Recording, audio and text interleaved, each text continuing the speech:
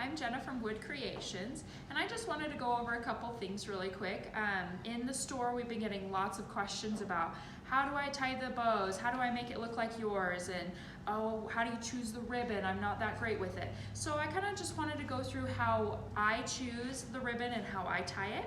So I took this football word right here. I was just tying my last bow on it, and I just kind of wanted to go over how you choose your ribbon. So I always say choose a piece of tulle. Usually I coordinate it by the papers, the paper colors. So you'll want to choose a paper color that's similar to your colors that you have. And the tulle, I always say, makes your bow really fluffy and makes it stand up more instead of kind of flopping over like some do. Also, I try to choose one that's a little bit thicker and a design that's a little bit thinner. That way you get a couple different textures and dimensions in your bow. And then what you'll want to do is, I get about a yard of each. That way you have enough ribbon to tie around and then also make the bow full and look fluffy. So I just line them up like so. And then you just go around all of it and tie one big knot of all of them together. So just your simple basic knot. And then what you want to do is you want to cut it so it leaves a little room so that you'll be able to tie another knot.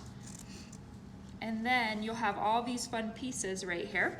And you just go through and you want to chop them into chunks like so. And you want them to be long enough that you could trim them if you want, because if they're too short, that's kind of hard to come back from. So go like this. And then what you'll do is you'll lay it right over the knot like this. And I take my thinnest, smallest one, so the tulle works great, so it doesn't make a really bulky knot when you double knot it. And just do a double knot right in the center.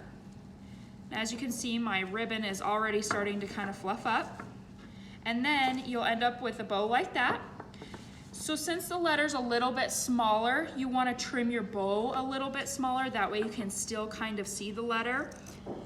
So I'm going to trim it down and just go around and try to trim them individually. If you trim them as a group, they tend to clump together and not fluff as well. I'll finish cutting around these guys.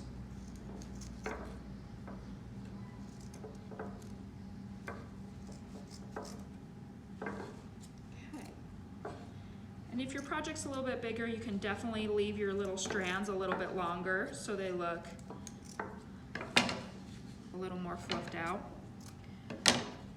Okay, and then there you have it, a cute little bow.